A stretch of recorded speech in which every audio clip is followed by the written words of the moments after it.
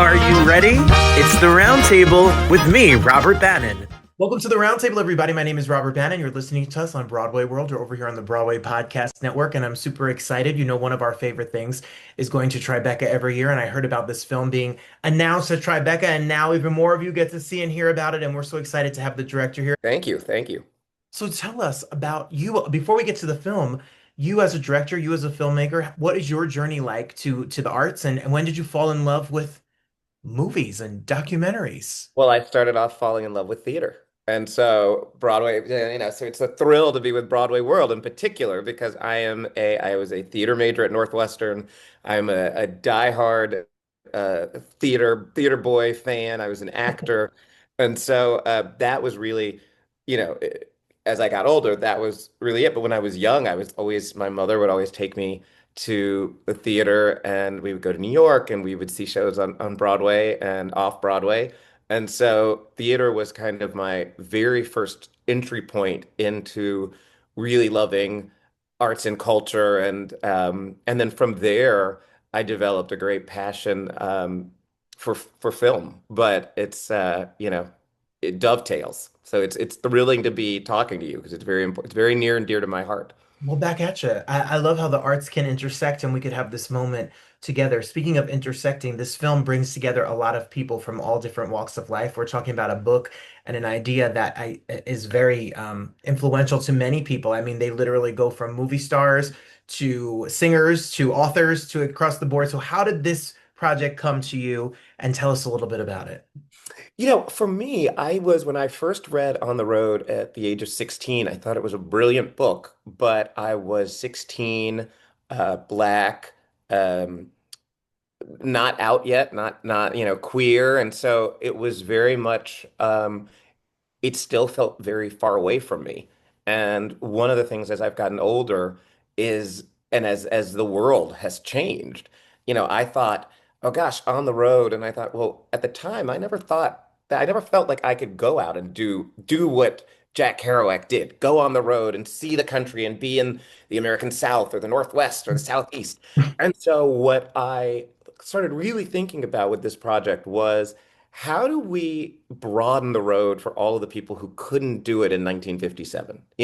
For the women who couldn't go but who can today, for queer people, for people of color, but not, and again, it doesn't mean taking it away from the Jack Kerouacs of the world. It's just the broader expansion of it. And so that was really how I started initially thinking about the project because I fundamentally believe that there is more that binds us together than there is that tears us apart. And I think the road system and that ability of being on the road is one of the key things that brings us together.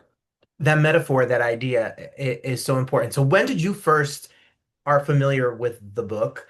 And how many times now have you read the book since you directed this documentary? I was first familiar with the book at 16. I have read the book now. I can't even tell you how many times I've read the book. I've read the book. The weird thing for me is I don't like having multiple copies of it because I dog ear things and I underline and I highlight and I write in the margins. So for 3 years, I was traveling around with this same book and I have a 5-year-old daughter. And so at one point she was like, Papa, you need a new book. And I was like, I can't get a new book yet, sweetie. So yeah. So when you look at the history of this book and all of the things the iterations of it, a lot of people have talked about being inspired by this book. A lot of musicians and a lot of people, that think of on the road, they're going to get on the road and go explore and all of that. I mean, Bob Dylan and Van Morrison and Jimmy Morrison and Jerry Garcia, like some of the most iconic people ever have talked about how this inspired them. What do you think the message of the book is for people and now this documentary? Well, I think the message, no question, the message of the book is in a 21st century model, the message of the book is put your phone down Oh, and go outside and live because there's a whole great, incredible world out there to engage with. And there are great, incredible people to engage with. And, we are all individuals on this journey called life. And that's to me, we're all on our own individual roads. But the reality is, we're little cells that bump up against one another. And that's the magic of it. And I think the musicians in particular, Natalie Merchant, who wrote a song for this, her first song in many years, and it's the anthem really for the film.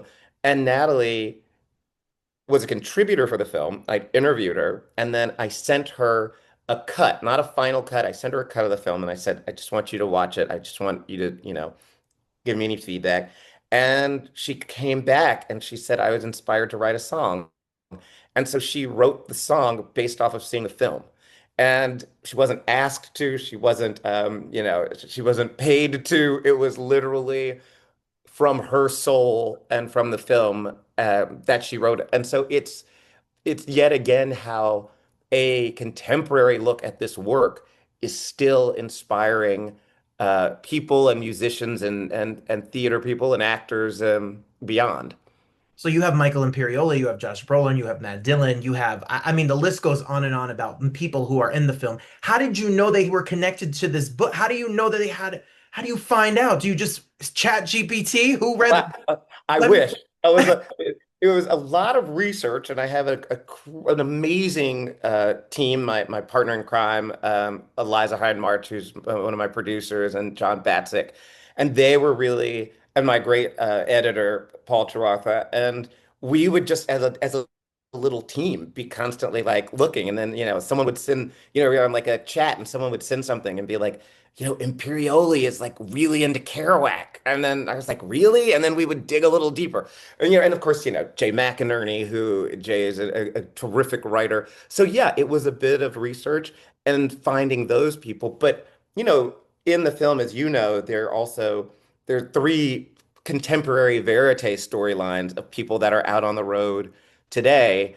And, finding them was also equally challenging and fun, but really aiming to have those stories dovetail with Kerouac's story and the story of On the Road, and really with a hope to introduce new audiences to the book and bring it into the 21st century. and you are. So how do you describe the documentary? I know there are three stories. I mean, I saw it, but for you out here, what are we going to see? How do you describe who's this for? I think it's for everybody. I think it's for anybody that understands, first and foremost, that we are all on individual journeys. And I think we are on individual journeys, and yet we are all, I think, desperate for community. And so you can be on your individual path, and I have bumped into you today, and I'm going to bump into, everybody that's listening and watching this later on, and we're going to have our own magical moments, and then I can still be on my path. But the greatness about the book was that it took us through a life cycle. The beginning of the book Hmm. is he's such a young person and so hopeful. And in our film, Amir, who's a young man going off to college, is very youthful and hopeful. And then you have the middle of the book, which is not always positive, and the weather isn't always good because the weather on the road isn't always sunny. Just like the weather in our day-to-day lives, it's not always a perfectly sunny day. And and then we have the middle for us. We have a couple, Tino and Tanaj, and I love them because he came to America from Cuba at the age of 2, and he served 2 tours of duty in Iraq, and he's quite conservative in his politics, and his wife is not, and their youngest child is left, and they've sold everything, and they live in a van traveling the country, and that's kind of this wonderful middle of life. And then you have Diana, who is 69 and is going to reconnect with a father who she had a lot of trauma with, and he's 91. And so that kind of is the end. And so it is the book, it takes us on this life cycle, but we're all on it. It's beautiful. That storyline touches my heart. It's going to touch your heart too, and it's really fascinating. It's going to make you want to read the book. If you haven't read the book, it's going to make you want to read the book again. How can we support the film? How can we see it, spread the word? What can we do? Well, we're going out. We'll be in New York and LA August 1st, and then rolling out across the country. We'll be in Chicago and Denver, and so it'll be rolling out thereafter. So first and foremost, please, buy a ticket and actually go and support your local cinema, and go to the movies because we need to do that. And it's so wonderful to see movies on a big screen. And then, yes, please buy the book and I think, look, it's one of the things it's taught me this 3-year journey is I've started putting my phone down and looking out the window. I get my husband yells at me about that all the time. So I'm gonna go to the Jersey Shore next week and I'm gonna bring the copy of the book and I'm gonna sit by the water and I'm gonna shut my phone off. I'm not doing any interviews, and I promise Do it. I'm gonna get in touch with I'm gonna do it just for you.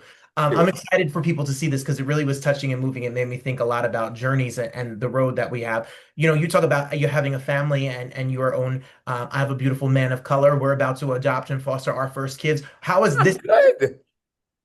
How That's has this road? amazing. How has being on the road has it taken you to places you and living a life that you've never imagined you'd live? Yes, just doing this film.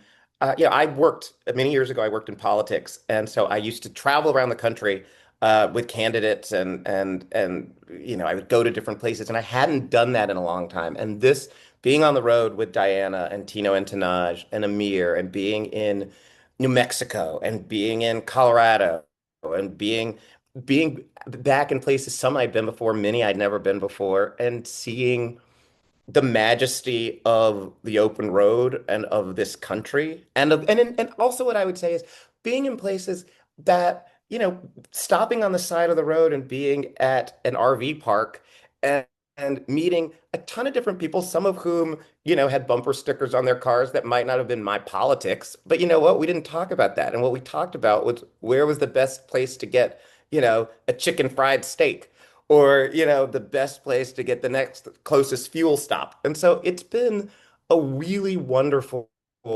reminder about the majesty of the road and about humanity and building communities. He's very modest, everybody. He was the deputy social secretary for the Obamas, and he said that real chill, like he was not a big deal, but it was. And we had Michael Leon Woolley here the other day who worked for the Obamas, Yeah. and I asked him if he could call Michelle Obama and had her cell phone number, and he wouldn't answer the question. Ebs, if you had a way to get in touch, would they return your call?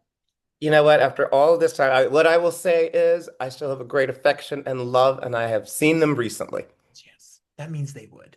I'm so I've seen them excited, recently. everybody. You got to check out this film. We are really excited for the art and the next chapter and all the great work that's coming, including this. So everybody's got to stay on top of it and check it out when it comes to New York or your neck of the woods. My show is your show. Thank you so much for hanging out with Thank us. you. Congratulations. The film's beautiful. You're great. Thanks so much.